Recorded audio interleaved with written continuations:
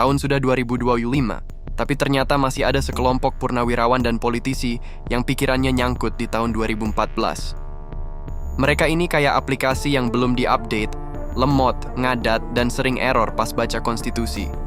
Mereka merasa dirinya lebih suci dari kitab undang-undang, lebih pintar dari jutaan pemilih, dan lebih pantas menentukan arah bangsa, meski rakyat sudah jelas-jelas ngasih suara lewat kotak pemilu.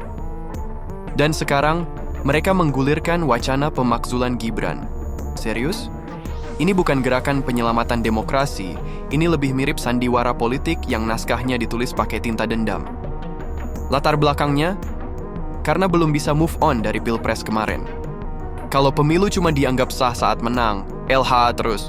Demokrasi kita bedanya apa sama sinetron yang kalau nggak sesuai skrip bisa diulang syutingnya?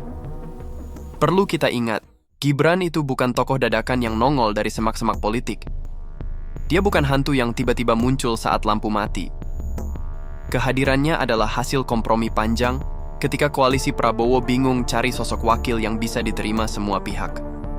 Tanpa Gibran, bisa jadi Prabowo masih muter-muter nyari cawapres kayak orang nyari sinyal di dalam goa. Gibran bawa energi muda, sentuhan milenial, dan yang lebih penting, dia dipilih rakyat secara sah. Lalu sekarang, ada segelintir elit yang merasa lebih berhak membatalkan suara 96 juta orang? Wah, ini bukan cuma lucu, tapi juga menyedihkan. Bahkan di kalangan purnawirawan sendiri, ide pemakzulan ini kayak mie instan yang gagal masak, bau sedap doang, tapi isinya mentah. Contohnya Pak Hendro Priyono, yang awalnya ikut-ikutan setuju, lalu sadar. Tunggu dulu, ini negara bukan ormas, presiden itu panglima tertinggi. Dan beliau pun cabut dukungan. Lagian, kalau alasannya karena Gibran dianggap cuman pelengkap, coba cek lagi. Wapres satu ini rajin turun ke lapangan, ngecek program, kasih perhatian ke UMKM, dan langsung respons kalau ada isu sosial. Gibran bukan sekadar ornamen pelengkap di dinding istana. Bahkan elektabilitasnya masih sehat walafiat. Jadi, yang berharap dia tumbang sendiri, maaf, harapannya baru bisa dipetik kalau dunia paralel itu nyata. Sekarang mari kita bicara tentang skenario pemakzulan. Mereka mungkin mikir, kan DPR dipimpin PDIP bisa digolkan. Tapi tunggu dulu. Ini kayak berharap menang taruhan karena wasitnya temen, padahal pertandingan ditentukan di MPR dan mayoritas kursinya dikuasai koalisi Prabowo-Gibran. Ketua MPR, Ahmad Muzani dari Gerindra, mau makzulkan Gibran? Itu sama aja suruh Gerindra mukul kaca jendela rumahnya sendiri. Logika begini nih yang bikin kita geleng-geleng sambil senyum getir. Faktanya, wacana pemakzulan ini nggak lebih dari upaya ngemis atensi.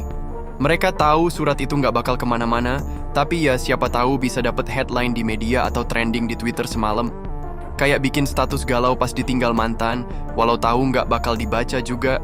Dan mari kita lihat bagaimana Gibran bekerja.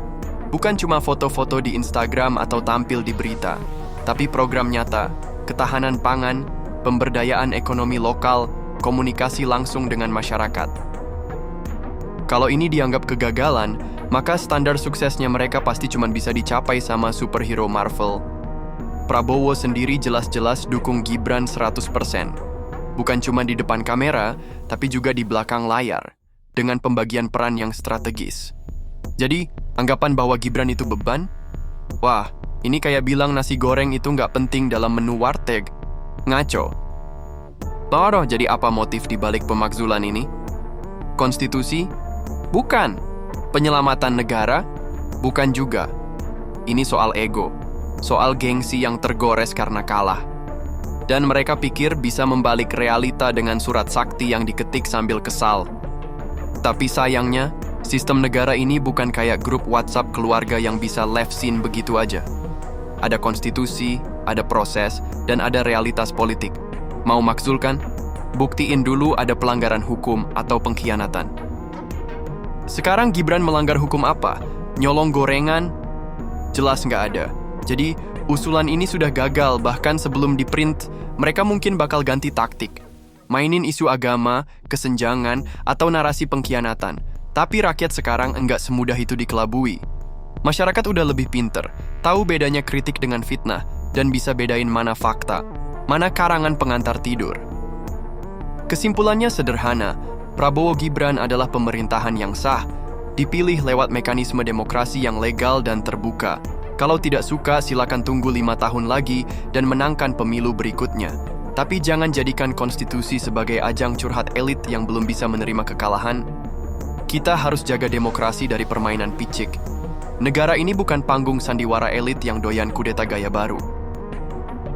Dan rakyat Indonesia sudah cukup dewasa untuk tidak jatuh dalam jebakan revolusi rasa sakit hati.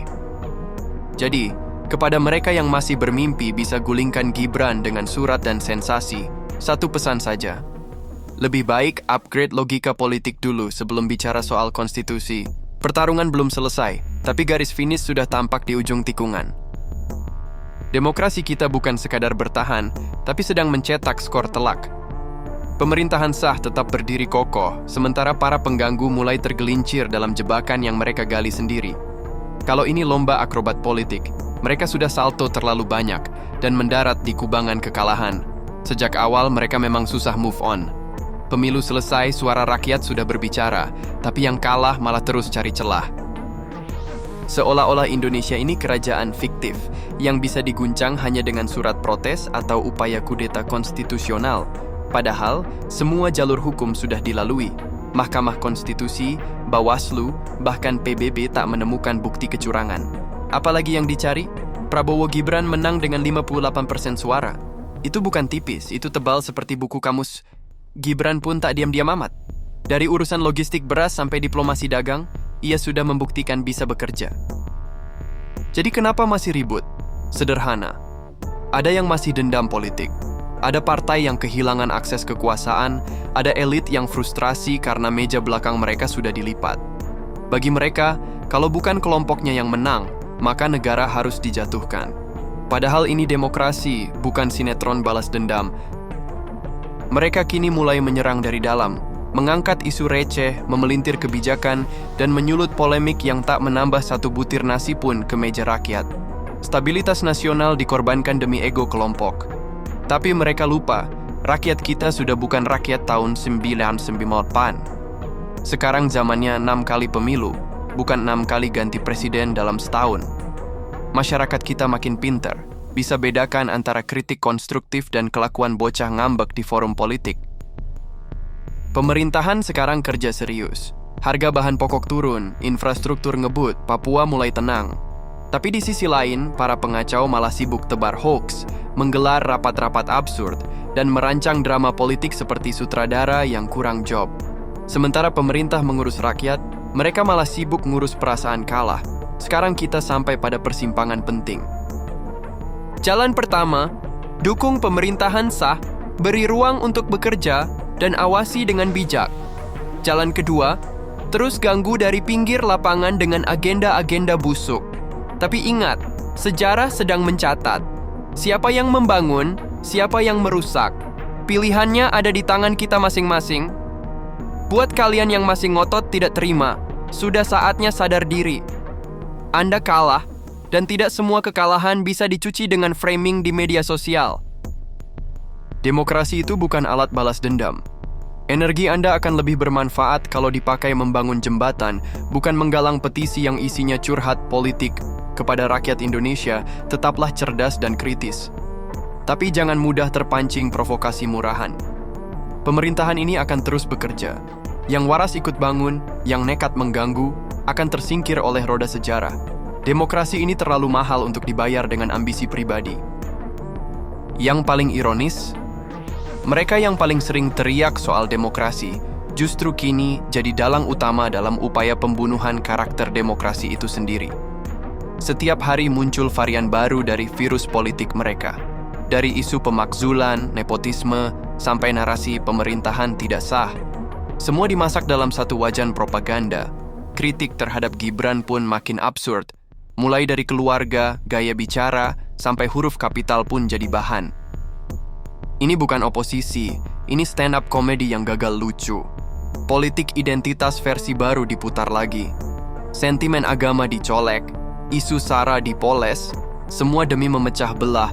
Perang hukum pun dilancarkan. Judicial review bertebaran, laporan ke KPK seperti lomba lari estafet. tapi 3 hal membuat mereka tak akan menang. Pertama, rakyat sudah terlalu cerdas. Kedua, data dan fakta kinerja terlalu nyata. Ketiga, koalisi pemerintah terlalu kompak untuk dibelah pakai wacana murahan. Bahkan kini terlihat, oposisi mulai kehilangan tenaga. Retorika makin tak konsisten, pendukung publik makin berkurang, sebagian bahkan pindah haluan. Tapi jangan senang dulu, mereka belum berhenti. Mereka hanya ganti strategi, dari perang terbuka ke perang dingin birokrasi. Sabotase halus lewat sistem, menyusup ke media asing, hingga membuat narasi global versi mereka sendiri. Lalu apa yang harus dilakukan pemerintah? Fokus ke 3 hal. Pertama, akselerasi kinerja. Selesaikan proyek, tekan harga, bantu rakyat. Kedua, perkuat komunikasi politik, buka ruang dialog, lawan hoaks dengan fakta. Ketiga, konsolidasi, rapatkan barisan, kunci dukungan, isolasi yang ekstrem. Ini fase krusial. Pemerintah harus makin cepat, oposisi makin nekat, dan rakyat makin menilai. Setiap capaian nyata akan menjadi tamparan politik buat mereka yang cuma bisa nyinyir. Setiap jalan dibangun, harga turun, rakyat tersenyum, itu kemenangan sejati. Untuk semua warga negara, jadilah kritis tapi adil. Jangan ikut jadi corong fitnah. Dukung yang baik, kritik yang keliru, tapi dengan kepala dingin dan akal sehat. Kepada para pengacau, kalian boleh terus mencoba, tapi sejarah sudah membuktikan pemerintahan sah tak bisa tumbang hanya karena teriakan kosong dan tweet penuh caps lock. Prabowo Gibran adalah realitas politik hari ini. Mau tidak mau, harus diterima. Daripada terus melawan arus sejarah, lebih baik mendayung bersama menuju Indonesia maju. Demokrasi kita kuat, konstitusi kita kokoh, dan rakyat kita makin cerdas. Dan itu adalah benteng terkuat dari segala bentuk agenda busuk, yang akhirnya akan runtuh oleh kenyataan.